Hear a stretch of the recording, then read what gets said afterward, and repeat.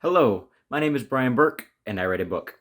His truth is marching on. Church of Cowards by Matt Walsh is a wake-up call to the American church. According to Walsh's view, the church has allowed sin to go uncontested among our congregations. To such a great extent does he believe this that his first chapter isn't a direct polemic.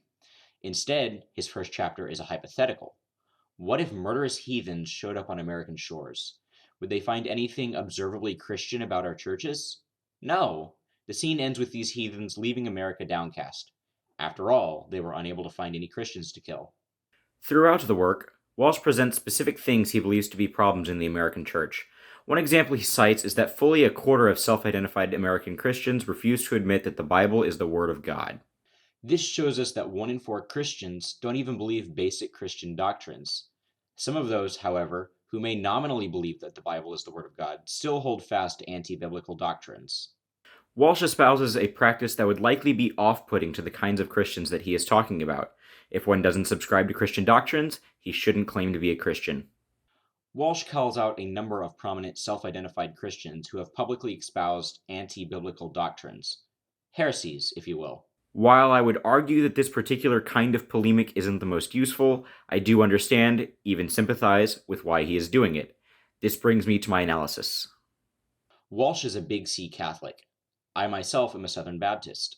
The fact that I could see myself writing a book nearly identical to this, the fact that I have independently come to nearly all the same conclusions, speaks to the interdenominational nature of the problems that this book talks about.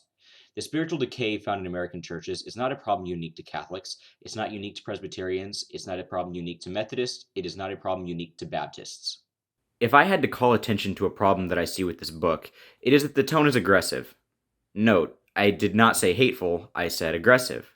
Many of the Christians who need the wake-up call of this book will be off-put by the presentation, though I do not see a way that a softer presentation is possible. Honestly, I'm not sure the value of this book. The people who need to read it will ignore it, and the people who will take the time to read it are largely people who already agree with Walsh. Far be it from me to say that writing this book was a useless endeavor. I think some good can and will come from it. I think Walsh laid a good foundation here for a companion book, possibly one more designed to equip the saints in dealing with the problems outlined in this book. A book of prescription rather than description.